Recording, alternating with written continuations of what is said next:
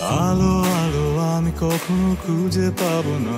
তাহসান খান সঙ্গীত জীবনের বিদায় জানালেন। জীবনের শেষ সাক্ষাৎকারে জানিয়েছেন, আমি চাই মানুষ আমাকে ধীরে ধীরে ভুলে যাক, আমি শুধু সাধারণ একটি জীবনে ফিরতে চাই। তাহসানের ভাষায়, অনেকদিন ধরেই মনে হচ্ছিল বিদায় নেওয়া দরকার, এবার সময়টা সঠিক মনে হচ্ছে।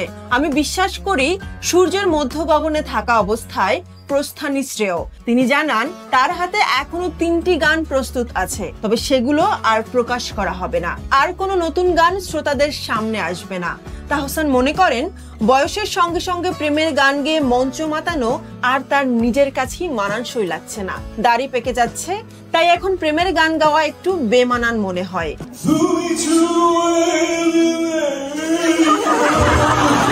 এবং আরো বলেন, পাবলিক ফিগার হিসেবে বেঁচে থাকার ভারটা অসম্ভব বেশি, তা আর নিতে চাই না।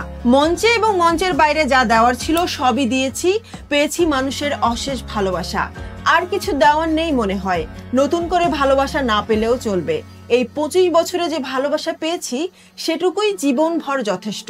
সামাজিক যোগাযোগ মাধ্যম থেকেও তিনি সরে গেছেন। প্রায় কোটি ফলোয়ারের ফেসবুক পেজ আর 35 লাখের ইনস্টাগ্রাম অ্যাকাউন্ট থেকেও তার অনুপস্থিতির ব্যাখ্যায় তাহসান বলেন, অবসরে যাওয়া মানুষের এসবের আর প্রয়োজন নেই। তাছাড়া সোশ্যাল মিডিয়া এখন ভীষণ টক্সিক, ভালোর চেয়ে খারাপের প্রচারই বেশি। অনেকদিন ধরেই বিরক্ত লাগছিল।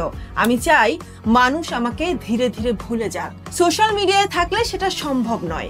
গান ছেড়ে দেওয়ার সিদ্ধান্তের ব্যাপারে তিনি বলেন, গান ছেড়ে দেওয়ার সিদ্ধান্ত সহজ ছিল না। যে গানকে জীবনের সবচেয়ে বেশি ভালোবেসেছি সেই গান ছেড়ে দেওয়া সহজ নয়, কিন্তু কিছু অভিজ্ঞতা আর উপলব্ধি এতটাই তীব্র ও করুণ ছিল যে প্রস্থানই ছিল একমাত্র পথ। আমি শুধু সাধারণ একটি জীবনে ফিরে যেতে চাই। প্রসঙ্গত, অভিনয় থেকে তিনি আগেই বিদায় নিয়েছেন, এবার সঙ্গীত থেকেও বিদায় নিলেন। ভবিষ্যৎ পরিকল্পনা সম্পর্কে তিনি খুব বেশি কিছু বলেননি, তবে তিনি জানান, বিনোদন অঙ্গনের আড্ডায় আর নেই, এটাই আমার শেষ সাক্ষাৎকার। তবে ঢাকায় 2-1টা ইভেন্ট আগে থেকেই কমিটমেন্ট করা ছিল তাহসানের, সেগুলো শেষ করেই সঙ্গীত জীবনের ইতি টানবেন এই জনপ্রিয় তারকা।